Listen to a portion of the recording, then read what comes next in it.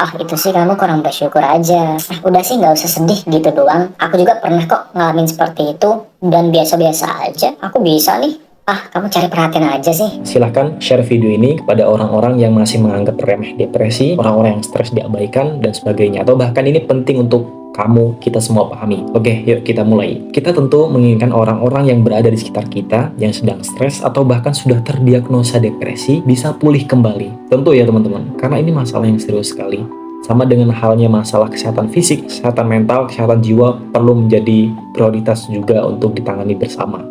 So teman-teman, kalau misalnya kita nggak tahu, kita nggak bisa untuk menanganinya, kita nggak bisa menemaninya, seenggaknya kalian nggak perlu nih berbuat hal-hal yang sekiranya itu nanti malah akan memperburuk keadaan mereka dengan perkataan atau perilaku kita.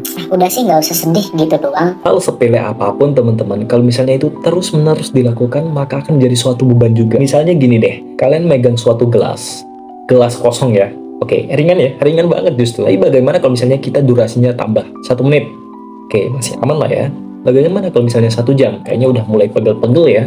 Bagaimana kalau misalnya berjam-jam atau bahkan sehari? Wah, tentu ini rasanya udah kayak pegel-pegel banget ya. Bagaimana kalau misalnya sebulan, berbulan-bulan, atau bahkan sampai bertahun-tahun? Tentu itu akan menjadi suatu beban yang sangat berat sekali. Pun demikian dengan emosi-emosi yang terpendam teman-teman. Jadi jangan sepelekan terkait emosi ini ya. Bukan dalam artian ketika kita marah terus langsung kita lampias, ketika ada orang yang mencaci kita lalu kita balas dengan cacian juga, bukan teman-teman. Tapi bagaimana kita mencoba merilis emosi tersebut dengan cara apa? Dengan cara kita bisa curhat, dengan cara kita bisa self-talk, kita ngobrol dengan diri sendiri, atau bahkan dengan kita menulis buku catatan harian. Intinya kita keluarkan dengan hal-hal yang positif, jadi tidak dianjurkan untuk memendam emosi, karena itu nanti akan menjadi suatu hal yang dalam istilahnya bom waktu. Sewaktu-waktu itu akan nanti akan memuncak emosinya dan akan membludak dan malah akan memperburuk keadaan. Jika ada temen yang sedang sedih, kiranya nggak perlu mengucapin hal macam tadi itu ya. Ah itu sih kamu kurang bersyukur aja. Seakan-akan kalimat tersebut menuduh mereka, seakan-akan mereka tidak berjuang dengan hidupnya, seakan-akan mereka tidak berusaha dengan apa yang sudah mereka lakukan. Bisa aja mereka memang tidak mendapatkan dukungan secara emosional, dukungan dari teman-teman sekitarnya, dari keluarga-keluarga sekitarnya. Melebeli dengan orang seperti itu justru malah akan semakin memperparah keadaannya. Apalagi berbicara terkait syukur, kita tidak bisa seenaknya ngomong orang kurang bersyukur. Kalau misalnya orang itu penerimaannya negatif atau bahkan memang posisinya lagi stres, itu malah akan perparah kondisinya. Jadi yuk stop melebeli orang kurang bersyukur. Ah kamu cari perhatian aja sih. Fatal sekali sekiranya ketika ada teman yang sedang stres atau bahkan depresi, kita mengucapkan kalimat tersebut. Padahal kamu nggak pernah menjadi dia, dan kamu nggak pernah merasain apa yang sebenarnya dia lagi rasain. Jadi nggak adil kalau misalnya kamu bilang seperti itu. Walaupun mereka nggak berbicara, sebenarnya beberapa orang bisa menunjukkan tanda-tanda kalau mereka lagi nggak baik-baik aja. Aku juga pernah kok ngalamin seperti itu.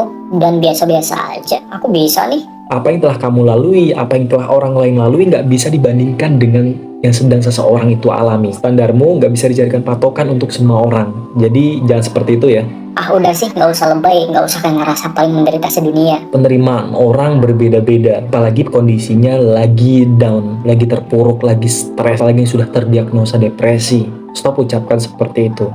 Salah-salah malah dia akan menjadi semakin terpuruk kalau kita tidak bisa untuk memberikan ucapan-ucapan yang baik, atau kita tidak tahu cara penanganannya, kita bingung apa yang dia rasakan.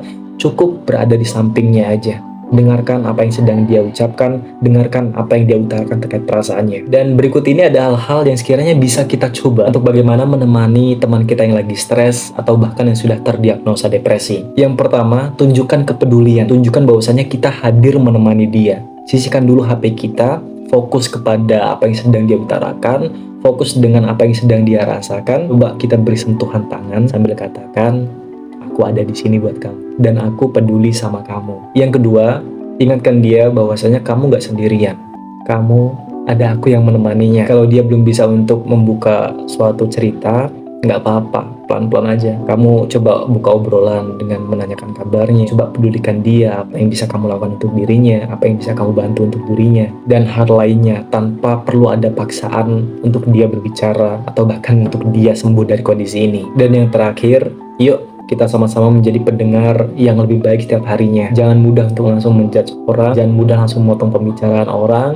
Yuk kita belajar empati, terkait apa yang sedang orang utarakan, yang orang bicarakan terhadap kita. Kita belajar mengambil dari sudut pandang dirinya, menjadi pendengar yang baik tanpa harus menghakimi dirinya. Apalagi untuk orang-orang yang sedang depresi, ya orang-orang yang sedang down, perlu banget kehadiran kita. Semoga video ini bermanfaat. Jika kalian ingin bertanya tentang hal-hal berkaitan dengan psikologi dan kesehatan mental, boleh banget ya kita berteman di IG aku @jonmarhanggara. Terima kasih teman-teman, semoga membantu. Dah.